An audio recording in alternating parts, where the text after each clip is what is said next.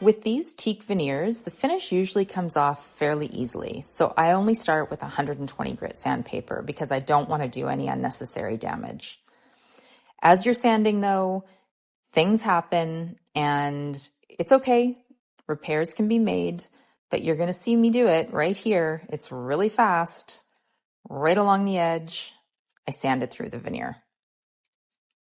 I decided to go in and use some acetone to see if I could remove a little bit more of this finish, because I just found that it wasn't actually coming off as easily or quickly as I normally find.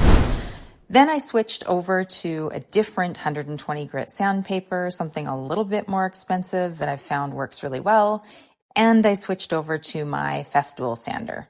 This made a lot of progress. It really got down into the finish and removed it much better.